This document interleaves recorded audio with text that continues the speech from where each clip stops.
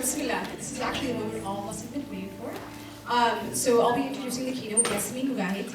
Yasmin Mogahed received her bachelor's degree in psychology and master's in journalism and mass communication from the University of Wisconsin-Madison.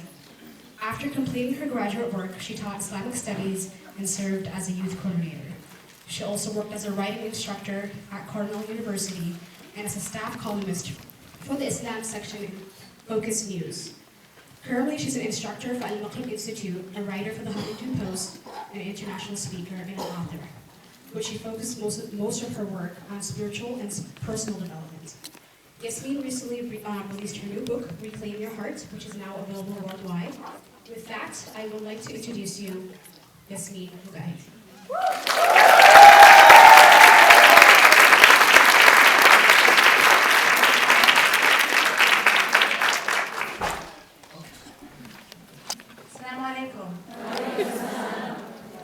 How's everyone doing? How are you? I'm doing good. Thanks for asking. I've never had someone ask me in this setting, how are you? I'm doing good. أعوذ بالله من الشيطان الرجيم بسم الله الرحمن الرحيم والصلاة والسلام على رسول الله وعلى آله وصحبه أجمعين رب اشرح لي صدري ويسر لي أمري واحلل عقدة من لساني يفقهوا قولي. It is always a pleasure to speak at these events.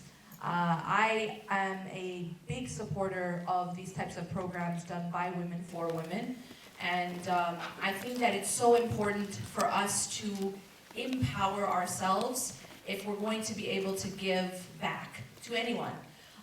This is one of the things that so many women, especially that I talk to and I meet all over the world, have this similar issue, this struggle. And that is that we don't invest enough in self-care. A lot of us women tend to be extremely hard on ourselves. There is this I think there's this narrative that is taught again and again.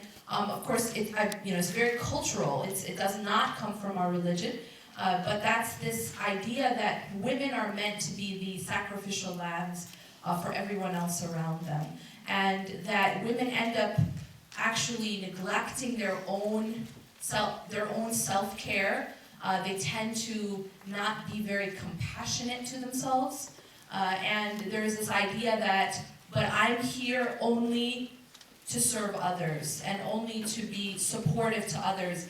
But while that's really beautiful to be supportive and it's really beautiful to serve, in fact, there's a very, very high reward for it. But while that is a very noble cause, it's also necessary for you to take care of yourself in order for you to be able to take care of anyone else. And of course, there's the classic example, anyone who's been on an airplane, now when I'm traveling and traveling with an infant, then they come and they tell you to your face, put your own oxygen mask on first before assisting even your infant, And that at first might sound like a bit self-centered or selfish, right? That's usually our knee-jerk reaction is like, what do you mean? Am I just supposed to think of myself? Well, no, because the reality is that if you're dead, you can't help anyone, right? If you yourself are deprived of oxygen, how are you going to be in a position to help your baby or your family or anyone else or your society? So it's really, really important that we invest in self-care. And that kind of brings me to the next point and really the essence of what I want to talk about, and that is, what is self-care? What is self-care? There's so many different definitions out there of how to take care of yourself. Do you, right? And I think that we have possibly fallen prey to, we have different extremes. And this is the thing about extremes. You'll find that when you have one extreme, it tends to be that a reaction comes that's on the opposite extreme. Have you guys noticed this? So I think a lot of this has happened. On the one hand, we live in a very individualistic society, right? And sometimes what happens in an individualistic society is that there's a lot of this concept of do you, but what does it really mean? This idea of myself. Nafsi is an attitude that you will see actually at its extreme, we're told in the Quran, on the Day of Judgment, where we're told that a person will be so preoccupied with themselves and saving themselves that they will be willing to actually sacrifice their own child. Say, take my child, but just save me. Or take my spouse, but just save me. Take this person who protected me, who took care of me, but just save me. So this attitude of nafsi is at its epitome on the Day of Judgment. And we ask Allah subhanahu wa ta'ala for protection from that. But we see sort of glimpses of this nafsi attitude on this earth. And one of these, like places where we see this is in this very ultra individualistic type of society where, you only do something if it's in your own self-interest without regard to others. And that's, of course, extremely dangerous. You also see an interesting glimpse of this attitude. How many people have ever been to Mecca or Medina? Hajj or Umrah? Especially at Hajj, but also at Umrah. The more crowded it is, the more you see a glimpse of this nafsi attitude. And I think that a lot of people get very offended, right? We naturally get very offended by this attitude, especially like if we consider ourselves considerate. We stand in lines, we don't push, we don't shove, we kind of have some concept of manners, and then we get put in a situation where we're like, what is happening, right? And I think a lot of us have this like shock factor. But there's actually another way to look at this attitude, and to look at this experience, in fact. If you really look at it, Hajj is a metaphor for the Day of Judgment. It's a metaphor, right? It gives us a glimpse, and very, I emphasize glimpse with a small g, of what the Day of Judgment might be like. And that's actually something to reflect on as you are there. So instead of, you have to be patient, obviously, but you can look at it in a completely different way, which is that if people are acting this way here, what would the Day of Judgment be like, right? That this attitude, it's a human sort of weakness when a person feels threatened, right? And so what happens there is it's the biggest crowd that you can see, in one place in the world. And this is the psychology of it, is that people go into threatened mode, right? And so it's all about myself. So this is, again, a glimpse of what it would be like on the Day of Judgment, where people are like, I don't even see you. Sometimes you're like, do they not see me? Like, it's just that the psychological state that someone is in that situation, it's as if they don't see you. And it's all about preserving oneself. And so that is one extreme as well. But see, on the other extreme, and that's what I touched upon at the beginning, is this idea of you, especially women, are here to sacrifice yourself for the sake of your family. That you as a woman, you are the sacrificial lamb for everyone else. And what that does is it creates another extreme, which is also extremely dangerous and extremely unhealthy. Because a person who is deprived themselves will not be able to give to others. And if they are able to give, it will only be a limited, and for a limited amount of time. And I'll tell you what ends up happening, although I probably don't have to tell many of you. Over time, a person gets worn out. And over time, sometimes people start to build up a lot of resentment. So it's not a healthy situation to be depriving yourself of your own rights upon yourself. What happens is, like a person, many women, and I'm speaking just from speaking to so many people all over the world, that this is a trend, not just in America, not just in the UK or in Europe, but all over the world. That this is an idea that has been indoctrinated into women, that many women, that your needs don't matter. that your development, both psychological and spiritual, they come second. That you have to put yourself, to sacrifice yourself for the sake of others. And I want to be able to talk about a balance. I want to be able to talk about a balance between these two extremes, and how can we become empowered in a way that is rooted in our deen, that is rooted fundamentally in what Allah and His Messenger taught us. And how do we find that balance? Because both extremes are so unhealthy. I'm going to just sort of elaborate a little bit on what happens when we lose the practice of self-care and self-compassion. And some of this might begin to sound quite familiar to many people, but we do these things sometimes unconsciously, okay? So what happens is, for example, many women, if they make a mistake, if a woman makes a mistake, many women, so let me back up 1 second. What happens when your closest friend, or your spouse, or your sister makes a mistake, and she or he comes up to you and tells you, you know what, I messed up. You know, I did this thing. How do you respond to that person? Someone you really care about, someone really close to you. I want you just to kind of do this mental exercise. How do you respond to that person? Usually, women are quite supportive of one another. Typically, especially those close to you. If your closest friend, or your sister, or your spouse made a mistake, you're usually pretty compassionate. You know what? It's okay. You know what? We're gonna get through this. You know what? You're not a bad person, right? You're not a bad person. You know what? Try again. That type of speak, right? That type of talk. But now, let me ask you this question. What happens when you make a mistake? What happens when you make a mistake? And now ask yourself, how do you speak to yourself?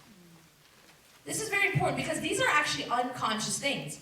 We have gotten so used to our own self-talk that we don't even notice that we are speaking to ourselves. But ask yourself this question. Well, let's see, how do I speak to myself when I make a mistake? And chances are it doesn't sound very much like what I just said. And it sounds more like, why can't you get anything right? You're such a failure. You'll never get it right. Why do you keep messing up? Why can't you be better at this, X, Y, Z? You're just, you know what? Oh my God, I'm so stupid, right? Or I'm so fat, or I'm so, whatever it is that we say to ourselves about not being good enough. Now I want you to now that you've done both, and you've been honest, right? Yes? No? Yes? Body language? Yeah, you've been honest. Now I want you to ask yourself, what would happen to your relationship with that sister, or that friend, or that spouse, if you spoke to her or him as you speak to yourself? So now she comes to you, or your spouse comes to you and says, I made a mistake at work, or I made a mistake, or you know what, I really messed up, or even I committed this sin. And what happens if you respond with, why are you such a failure? Why can't you get anything right? And you're fat. No? It's like, what would happen to that relationship? It would die. Thank you for the honesty. That relationship wouldn't be so strong.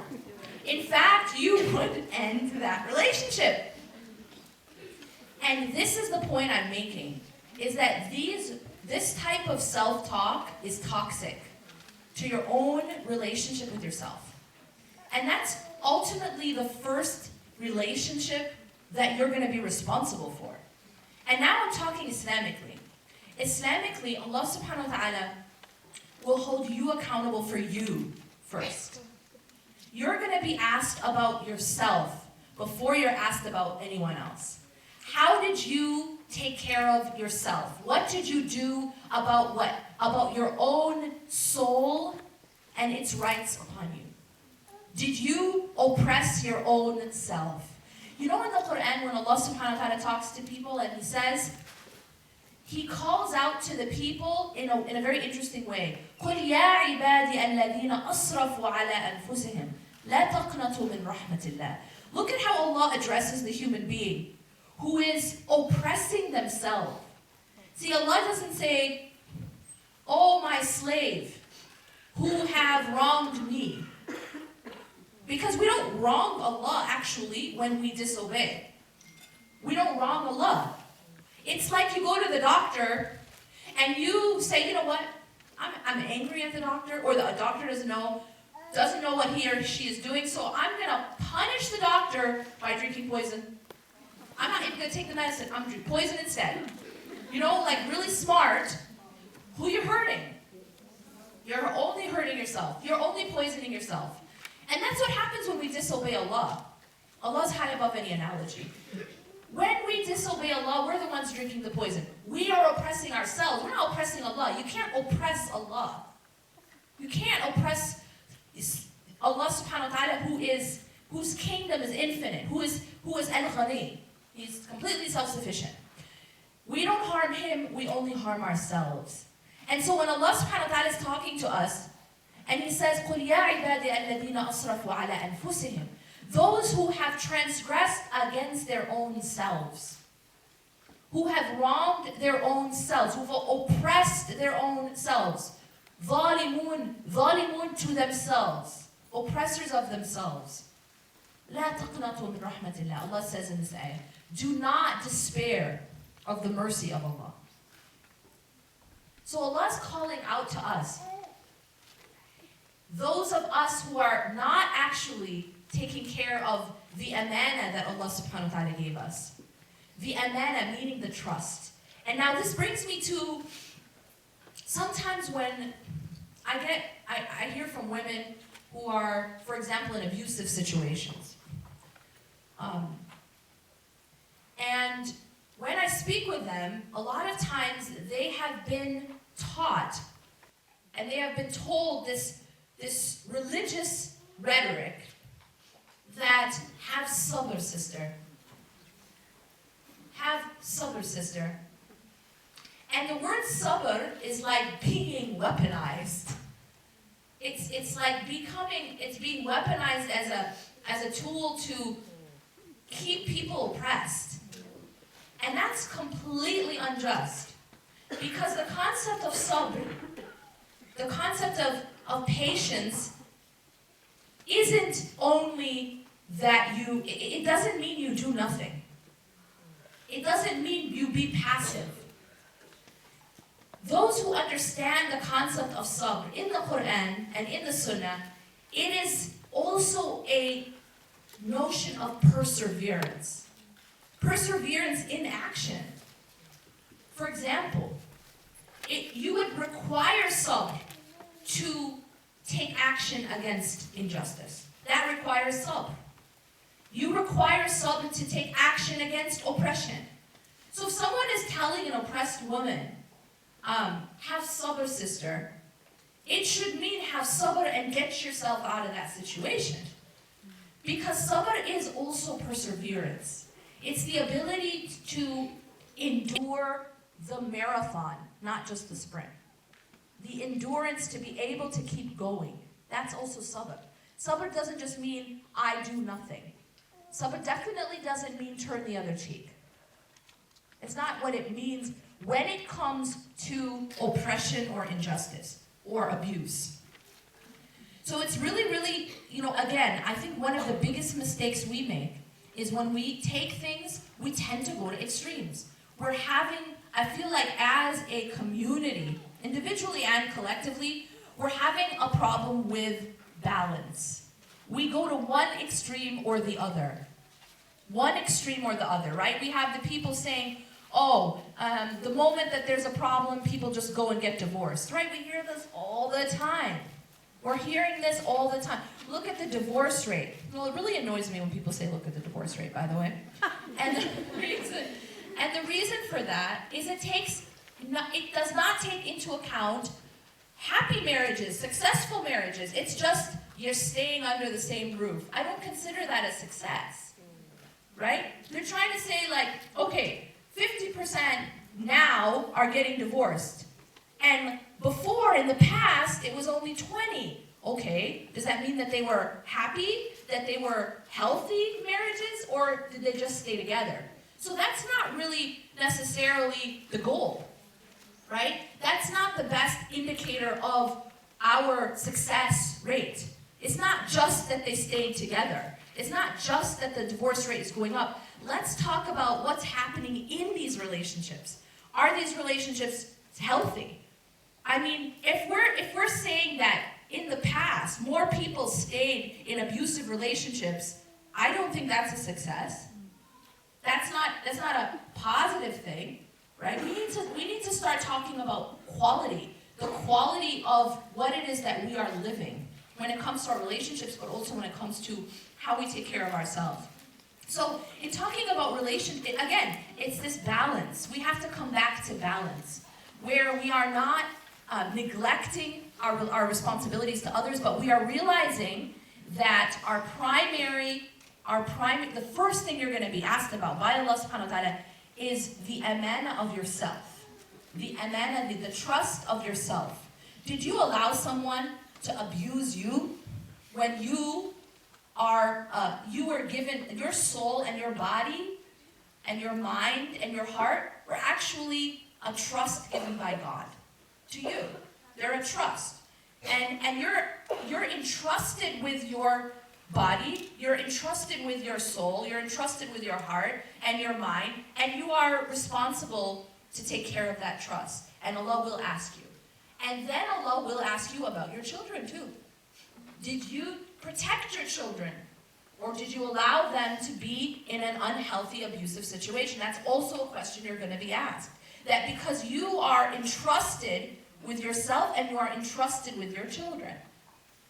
So just going back and understanding the balance, right? And as I said, there's that extreme which a lot of us are, we hear a lot from especially our elders, that man, this new generation, they're just, someone sneezes and then, I don't like the way he sneezes and I get divorced.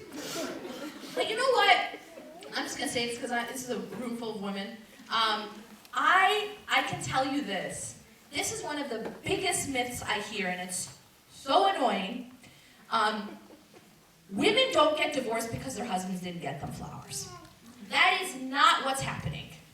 And I can tell you that, speaking to women all over the world, women are not like that.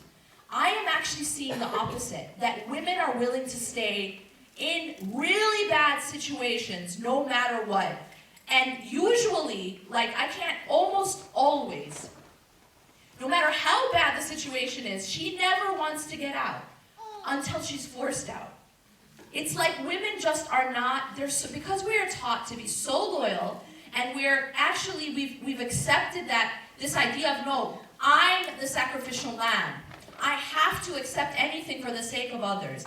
We are in the West, in the East, in the North, and the South. We're all like that. It's like, we have this thing that we believe, and it has put women in a position where they are willing to accept, even the most unhealthy of situations, just to stay. So it isn't true, and I just wish I could just announce this to the world, this narrative of, women, man, you just can't please them, right? And they'll leave it like that. No, they really don't. They stay.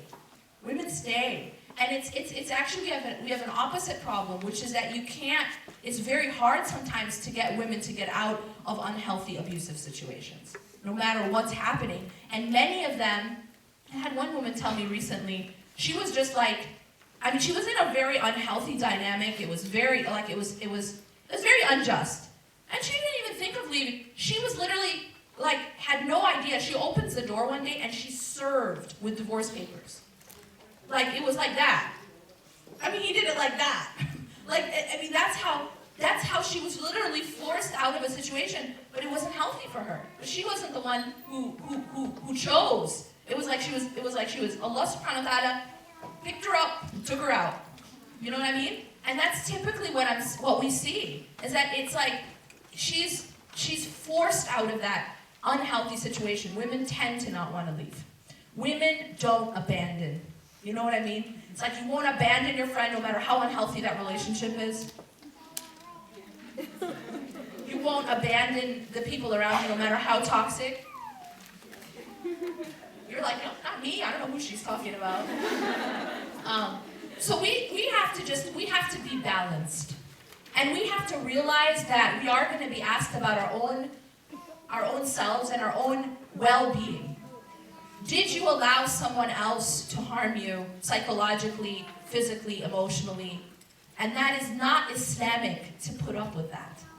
Turn the other cheek is not an Islamic concept. Turn the other cheek, right? You hit me here, so let me turn my cheek, let you hit me here. Not an Islamic concept. We, as Muslims, are taught balance. And we're taught that if you see something wrong, you should try to change it. We are an active religion, not a passive one. Active. Remember that. Don't think that being more religious means that you just become more passive. That's not the case. The companions and the prophets, peace be upon them, all of them, they were active. They took action against things. If something was wrong, they took action. They didn't teach the believers to be passive.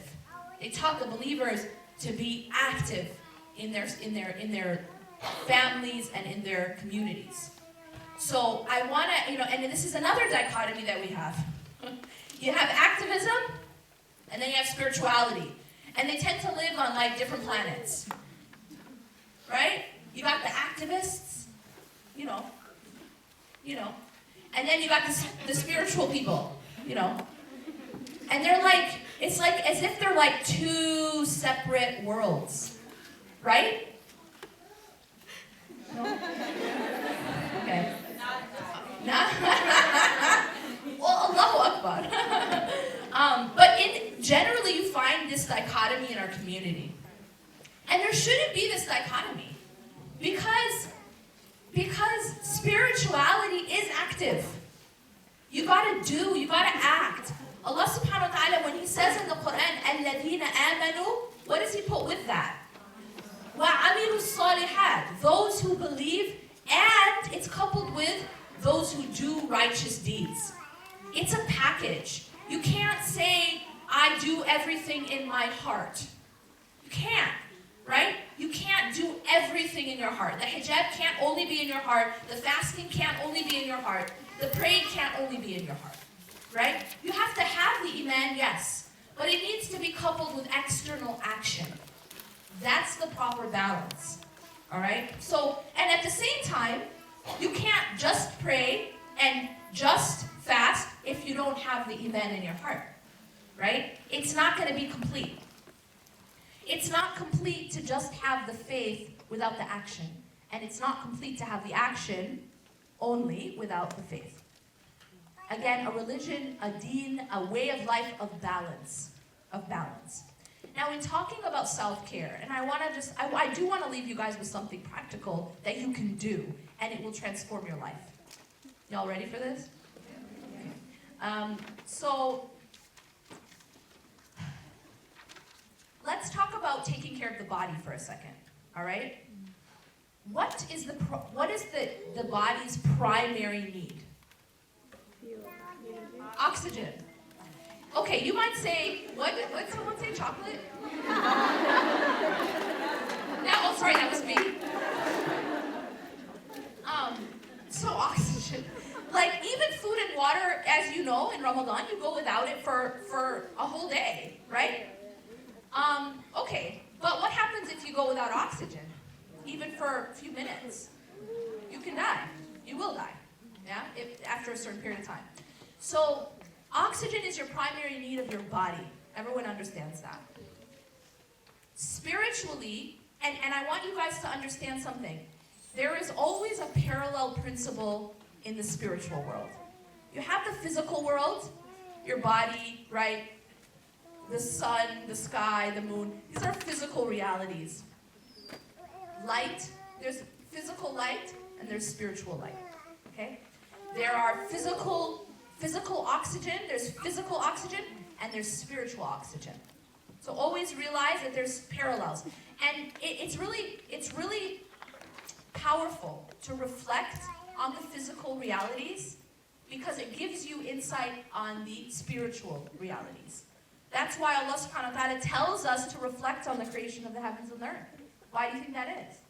It's not just because they look good in photos, they do, but it's to help us to reach spiritual understanding. You know what I mean? So we reflect on the creation of the heavens and the earth. Allah subhanahu wa ta'ala talks about people in Surah Al-Imran who reflect on the creation of the heavens and the earth. And he talks about how it is and what they're brought to and what it leads them to. Okay, so in this section, Allah subhanahu wa ta'ala, and these people that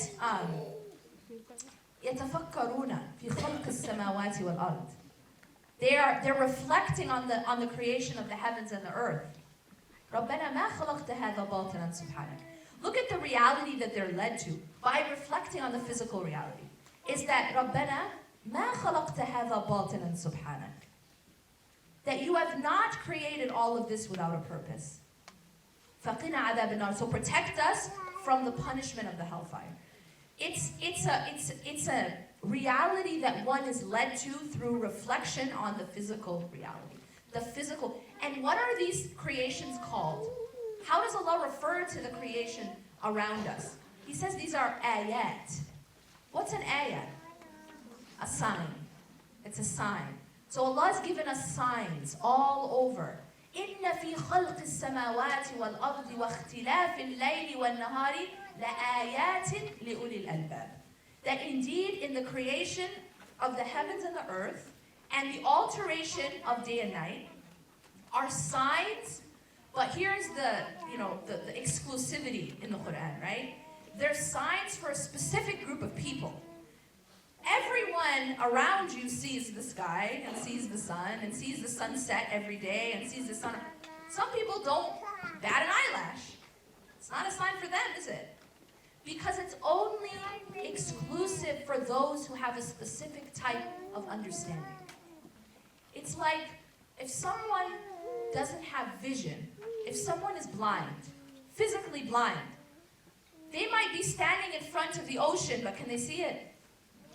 They might be standing in front of a sunset, but can they see it? No. So it's also about your sight. إِنَّ فِي خَلْقِ السَّمَاوَاتِ وَالْأَرْضِ وَاخْتِلَافِ اللَّيْلِ وَالنَّهَارِ لَآيَاتٍ لِأُولِي الْأَلْبَابِ.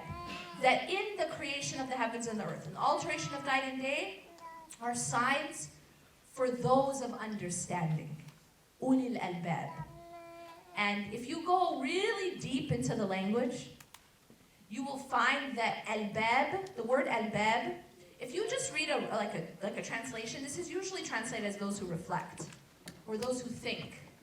But if you really go deep into the meaning of albab, al-lub, the singular, lub, is the innermost part of something. In other words, the innermost part of the heart, for example. So ulil albab, it's almost like it's saying those who have hearts, who have not just hearts but healthy hearts, right? It's the people who have another way to understand substance, Like if you take a loaf of bread, have you guys ever seen like a nice sourdough loaf of bread? It's like a ball, right? And inside it has like that center part that's like soft. That's called lub.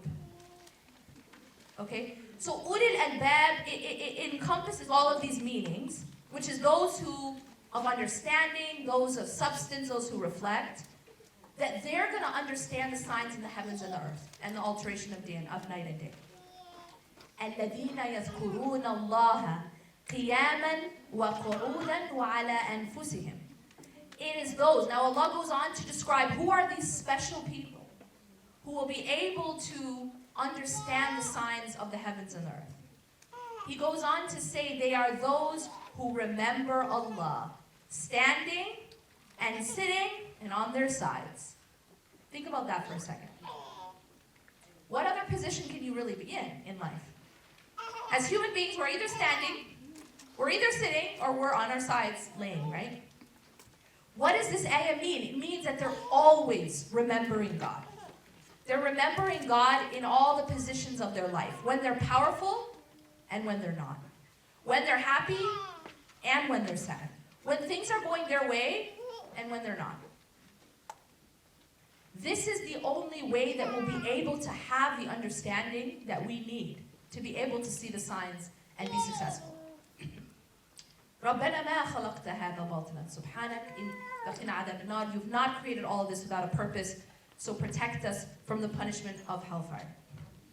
So when we see Amin, so in talking about the physical realities, we know we need oxygen physically to live. You need spiritually, you need oxygen as well to live. What is the spiritual oxygen? And we just said it actually, the ayah told us what it was. Dhikrullah, the remembrance of Allah. So if I'm going to leave you guys with something, it'll be this. It is a prescription. You know, you go to the doctor, and the doctor gives you a prescription, and the doctor says, do this if you want to be well. Do this if you want to be healthy, right? Take this medicine, eat this food, do this activity. It's a prescription.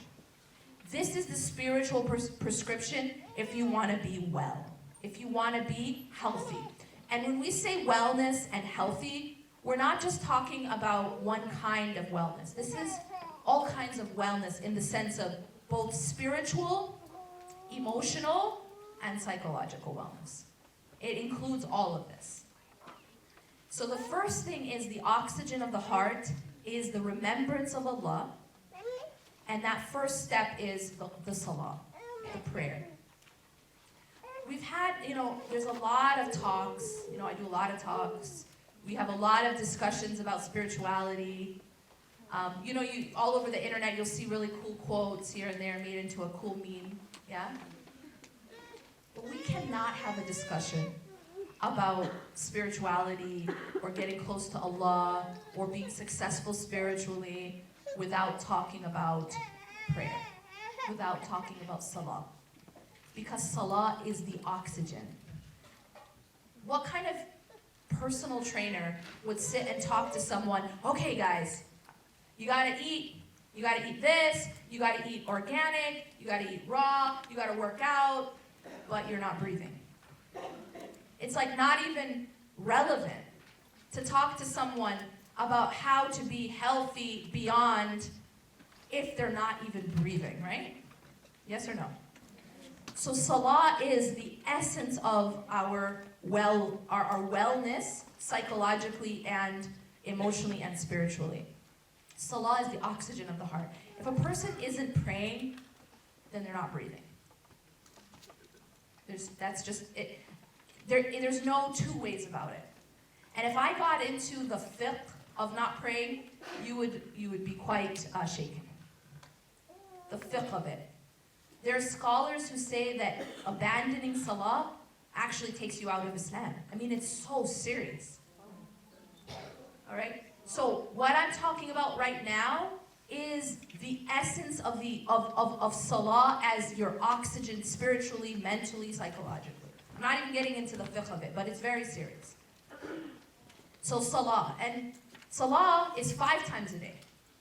If I'm a doctor and I gave you a prescription for medicine, and I told you that you have to take it 5 times a day, and you have to take it at certain times of the day, and this medicine is keeping you alive, would any of you skip doses? Would anyone be like, you know what, I'm at the mall today? Or I'm studying for an exam today? Or I'm at an important meeting today, so let me breathe tomorrow. Or let me take all 5 doses before I sleep. Sound like, yeah. Because I've had a busy day. I don't have time for saving my life.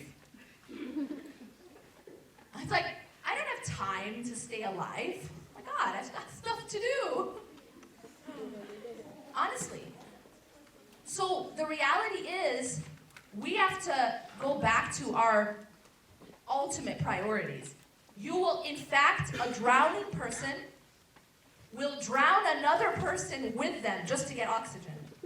You know that, right? Yes. If you have someone who's drowning, You actually have to be very careful, because if they're in the state of drowning and you go in and you're not trained, they can actually bring you down with them. And they're not doing it to kill you. They're doing it because at that moment, the only thing that matters is oxygen. And that's exactly how we have to see our spiritual oxygen. Literally. And it's just non-negotiable.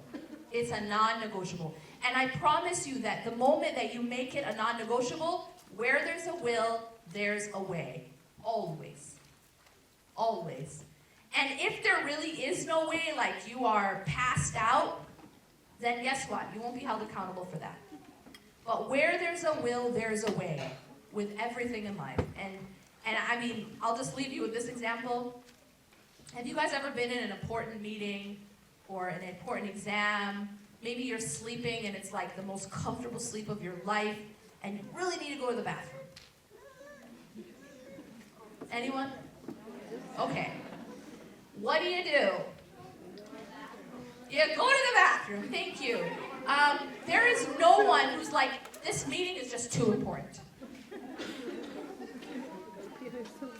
Or, you know what? This sale is just too great. It's Black Friday. Right? So I'm just going to take care of my business right here. No one says, I'm like, my bed is so comfortable and I'm just so tired. It's okay. It's okay this time. No one does that. I mean, not since you were 5, hopefully. No one does that, right? It sounds funny, but no one does that. We will, no matter what, no matter how important the meeting is, no matter how important what the professor's saying, no matter how important the exam is, or the sale is, or no matter how comfortable your bed is right then, you will get up and you will go to the bathroom. And I can guarantee that you do that. I can guarantee it, because I'm speaking to adults. If I was talking to kids, okay, maybe not. They got their priorities a little different. Right? Why do kids like have accidents? It's because they think that the TV show they're watching is more important at that moment. That's why. But we don't do that as adults. We have our priorities straight. We would never do that. So we get up and we go to the bathroom. But wait, what's my boss going to say? You don't care. What's my professor going to think? You don't care. Because you have your priorities straight. The potential humiliation of not going to the bathroom at that moment is far worse than what your professor's going to think. Am I right? You got it straight in your head what your priorities are. But see, we don't worry about the potential humiliation in front of Allah.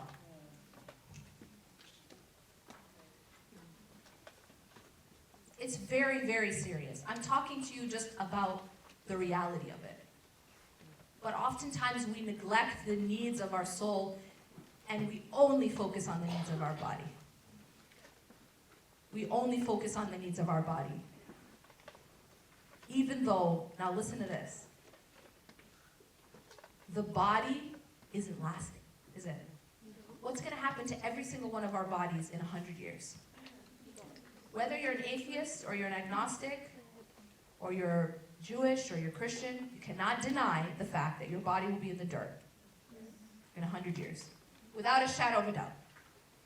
What's going to happen to your soul? It remains. Your soul doesn't die. Only your body does. That's deep. Like, just absorb that. Your soul doesn't die. Only your body does. So all that happens is your soul moves to another world, the world of the unseen. First in the grave, and then the day of judgment, and then the hereafter. That's how it works. But your body, you leave that in the dirt. But your soul, you keep. So think about this. You are stuck. Now this always blows my mind. Just reflect on this. No matter whatever condition you left this earth, in whatever condition your soul was in, you're stuck with it forever. I mean, to me, that just blows my mind. Like, did you take care of it? Did you clean it? Did you feed it? Did you oxygenate it? Or did you neglect it? And did you keep it? Is it covered in dirt? You know that physically, actually, when a soul is taken from the body, those in the heavens can smell the soul that's wicked and is like, what is that smell? And they can smell the soul that's righteous, that what is that pleasant smell? So we only think of the physical realities. What would happen if you didn't take a shower for a year? Yikes. Right? Yikes. You would smell terrible. You'd probably get sick. Because you're not taking care of your body. But that's what's happening to our souls when we neglect our souls. And the scary thing is that the moment we leave this earth, you can't do a do-over. You know, like in video games, you lose it. You can just go back. You can't do that. Like once you leave this earth, there's no do-over. There's only the opportunity of do-overs as long as you're still alive. And Allah subhanahu wa ta'ala, His door is open to do-overs no matter what you've done, as long as you're still alive. Allah subhanahu wa ta'ala says, never despair of the mercy of Allah. He forgives all sins. You go to Allah with sins that reach to the heavens. And you go to Him and you don't associate any partner with Him, and you repent to Him and you're trying to fix it, Allah will give you forgiveness just as much. Allah is infinitely merciful. But our only chance is in this life. Once your body and your soul separate, that's it. Your book is closed. And that is so scary. Because you can't come back and fix it. And the implication is now just infinite. You know what I mean? Infinite implication to this. That's huge. That's really something we have to reflect on. So taking care of the soul, it has to be a priority because it's in your best interest. You're not making Allah rich by praying, and you're not hurting Allah by not. It's only yourself. It's only yourself. So the first part of this prescription is the salah, making the salah a non-negotiable, just like oxygen. Number 2 is the adhkar. Now, I'll take a moment to explain what the adhkar are. The adhkar are the supplications that the Prophet ﷺ would say throughout his day. Supplications that were taught in the Quran. Supplications that were taught that other prophets used to say. Now this is besides our own personal dua. Our own personal prayers and supplications, which can be anything you want in any language. But I'm talking right now about specific supplications that the Prophet ﷺ taught us. I advise everyone to get an app on your phone for these supplications. There's lots of them. The one that I use and I find to be really great is My Dua. It's spelled MYDUAA. So double A at the end. Yes. MYD, like David, UAA. Now this app is a collection of supplications from the Prophet ﷺ, from the Quran, and it's like everything in your life, there's a dua for it. Everything in your life, there's a supplication for it. All right? So you're scared, there's a supplication. You're worried about something, there's a supplication. You're feeling really down, there's a supplication. You leave the house, there's a supplication. You come back, there's a supplication. You're driving, you're traveling. Even before intimacy, there's a supplication. And what this does is it trains the heart to remember God standing and sitting and on your sides. It's a training to be in the remembrance of Allah. In other words, it's a training of breathing in all walks of life, right? You don't stop breathing because you're studying. You don't stop breathing because you're at the mall or because you just got married, right? You keep breathing. And so it's that ability to keep breathing while you're going through your life. Now, there's a lot, as I said. There's a supplication for everything. So it feels overwhelming. How am I going to do everything? You don't have to do everything. Here's another spiritual principle. That Allah loves the actions that are consistent, even if they're small. Remember that. And this is a physical reality too, by the way. Those of you who train know that you're going to find more results by doing a few sit-ups regularly than going crazy at the gym once and not going for 2 months. Right? So consistency is more important than quantity. So find something that you're consistent in when it comes to these supplications. And my advice to you is make sure that you're doing your morning supplications, your evening supplications, and something before you sleep. Morning means typically it's supposed to be after you pray Fajr. Evening supplications is supposed to be after Asr or before Maghrib. That's the typical time, but just do it when you can and as close to that time as possible. And the nice thing about this specific app is that there's like a way to put a star on certain supplications, and it's like it creates your own collection. Your own, I call it a treasure chest.